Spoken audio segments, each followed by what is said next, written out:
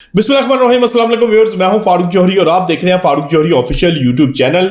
दुनिया भर में क्या हो रहा है, इन तमाम तीन खबरों को लेकर एक मरतबा फिर मैं आपकी खिदमत में हाजिर हुआ हूं। सबसे पहले मैं आपसे बात करने जा रहा हूं पाकिस्तानी त्यारे JF-17 थंडर की। दुनिया भर में इस त्यारे को इंतहाई पसंदीदगी की नजर से देखा जा रहा है। आखिर ऐसा क्या हुआ है और अब मजीद कितनी डील्स जो है वो होने जा रही हैं और पाकिस्तान ने अपना जो नाम है वो दुनिया भर में किस तरह से मनवा लिया है, कुछ इस हवाले से बहुत अहम तरीन आज खबर मैं आपके साथ डिस्कस करने जा रहा हूं। दूसरा मैं आपको बताऊंगा कि वॉल स्ट्रीट जर्नल की एक स्टोरी है, उसमें अरब ममालिक के हवाले से दावा किया जा रहा है कि ईरान को लेकर ये ममालिक क्या चाह रहे हैं और ब्लूमबर्ग ने भी एक बड़ा दावा किया है कि ईरान पर हमले के हवाले से कि क्या ईरान के ऊपर हमला होने जा रहा है। इस हवाले से भी बहुत अहम तरीन खबर दूंगा और इसके साथ साथ मैं आपको यह भी बताऊंगा कि बरतानिया ने यूक्रेन को नया बैलिस्टिक मिसाइल दे दिया है। एक जानिब यूक्रेन को कहा जा रहा है कि जंगबंदी करें, दूसरी जानिब यूक्रेन को मजीद मजबूत भी किया जा रहा है। कुछ इस वाले से भी मैं आपके साथ खबर शेयर करूंगा। और इंडियन जंगी जुनून कम होने का नाम नहीं ले रहा। इंडिया अब एक बड़ी डिफेंस डील फ्रांस के साथ करने जा रहा है। ये डिफेंस डील किस तरह की होगी, इस डिफेंस डील में क्या कुछ जो है वो लिया जा रहा है, अब बहुत अहम तरीन वीलॉग है। आखिर तक मेरे वीलॉग को जरूर सुनिएगा और कमेंट बॉक्स में अपनी आरा से जरूर आगाह कीजिएगा और फारूक जौहरी ऑफिशियल यूट्यूब चैनल को सब्सक्राइब करना ना भूलेगा और बेल आइकन का बटन प्रेस करना ना भूलेगा। तो बढ़ते हैं व्यूअर्स, पहले अहम तरीन मेरी स्टोरी है पाकिस्तानी JF-17 थंडर त्यारे। दुनिया भर में इसकी मांग में इजाफा हो रहा है। अज़रबैजान ने यह त्यारे लिए, उसके बाद क्लैश रिपोर्ट एक सामने आई 2 दिन कबल के सूडान भी इन त्यारों की खरीदारी में दिलचस्पी ले रहा है और तमाम मामला जो है फाइनलाइज हैं।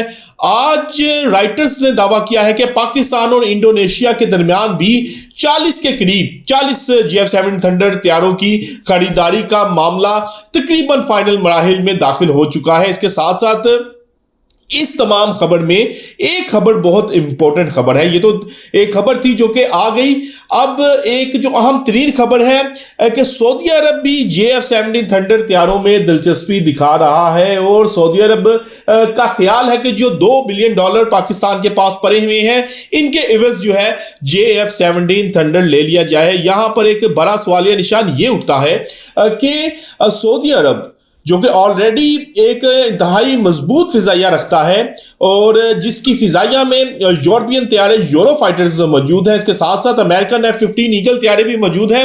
दोनों त्यारे अगर कंपेयर किया जाए तो JF-17 थंडर से बहुत बेहतर त्यारे हैं। इनकी मौजूदगी में JF-17 थंडर की खरीदारी को आखिर सऊदी अरब को क्या वजह पेश आई है और क्या सऊदी अरब जो है वो इस त्यारे की जरूरत रखता है, ये सवाल जो है वो मैं आप लोगों के दरमियान भी छोड़ने जा रहा हूं। लेकिन इस तमाम मंजरनामे में जो चीज मुझे समझ आ रही है कि ऐसा महसूस हो रहा है कि ये JF-17 थंडर त्यारे सऊदी अरब किसी और मुल्क के लिए भी परचेज कर सकता है। लेकिन एक दूसरी थ्योरी भी एक सामने आ रही है कि सऊदी अरब ये JF-17 थंडर त्यारे जो परचेज कर रहा है, मकसद ये है कि सऊदी अरब अब अमेरिकन असलहे के ऊपर अपनी जो डिपेंड करता था उसको कम करना चाह रहा है, अमेरिकन असले से किनारा कशी इख्तियार करना चाह रहा है। क्योंकि कतर में जो कुछ हुआ, जिस तरह से अमेरिकन त्यारे ही F-35 इसराइल की जानिब से आए और अमेरिकन डिफेंस सिस्टम जो कि जदीद तरीन डिफेंस सिस्टम है वो मुकम्मल तौर पर मफलूज होकर रह गया।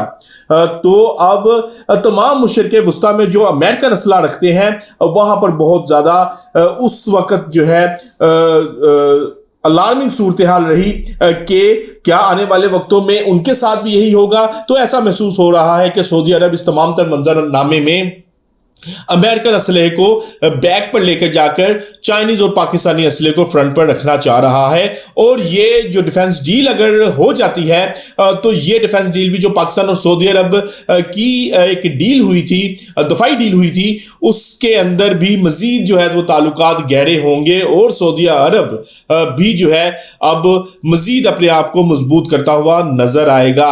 अब इस तमाम तर मंजरनामे में दूसरी मेरी स्टोरी है कि वॉल स्ट्रीट जर्नल के मुताबिक ईरान के जो मुत्तहिद हमसाए अरब ममालिक हैं वो ईरान के अंदर रजीम चेंज के हक में नहीं है। ट्रंप को इस हवाले से खासा जो है परेशानी का सामना है, क्योंकि ये तमाम ममालिक जो हैं वो नहीं चाहते कि ईरान में रजीम चेंज हो, क्योंकि उनका ख्याल है कि अगर ईरान के अंदर रजीम चेंज की गई तो फिर इसका हाल भी शाम जैसा होगा। शाम में जिस तरह से मुजाहरे हो रहे हैं, जिस तरह से वहां पर अदम इस्तेहकाम है, ईरान में भी ये अदम इस्तेहकाम आ सकता है।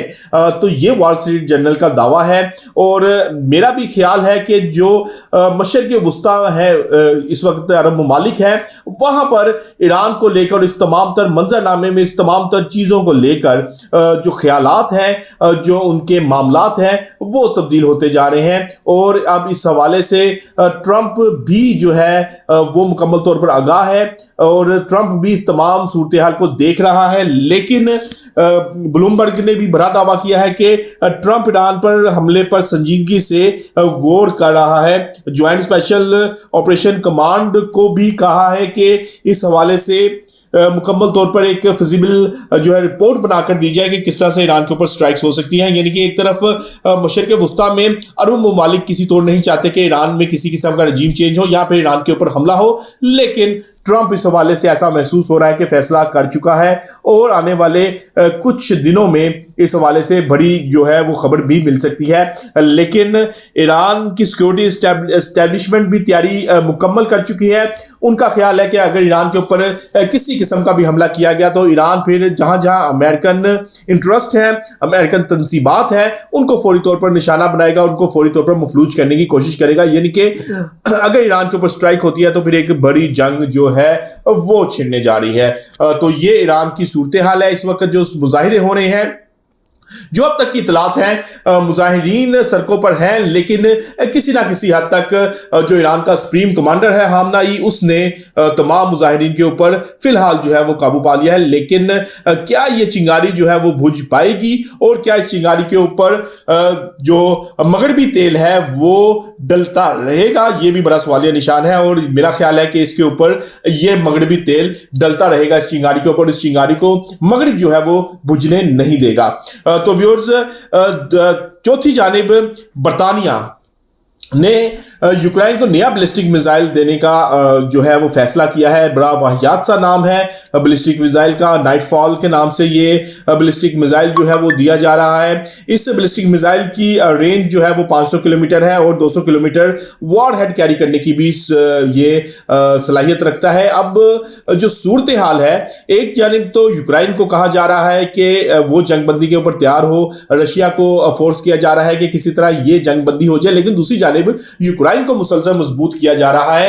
यानी कि ये ड्यूल गेम जो है वो चल रही है। यूक्रेन को एक जानिब मजबूत किया जा रहा है, दूसरी जानिब कहा जा रहा है कि यूक्रेन और रशिया की जंग रुकवाने में हम खासी दिलचस्पी रखते हैं। तो फिलहाल तो ऐसा नहीं महसूस हो रहा, क्योंकि मेरा जहां तक ख्याल है कि ट्रंप ग्रीनलैंड के इशू से निपटने के बाद, उसके बाद क्यूबा के इशू के साथ निपटने के बाद, अब तब तक ये यूक्रेन जंग नहीं बंद करेगा, रशिया को एंगेज रखेगा, तब तक ये जब तक ये ट्रंप ये तमाम इशू से निपट नहीं लेता, ईरान के इशू से नहीं निपट लेता, तब तक रशिया को एंगेज रखा जाएगा और यूक्रेन जंग जो है वो बंद नहीं होगी। तो व्यूअर्स, आज हमने आपको बहुत अहम तरीन स्टोरी से आगाह किया है। कल तक के लिए अपने मेजबान अपने भाई फारूक जोहरी को इजाजत दीजिएगा। अल्लाह हाफिज।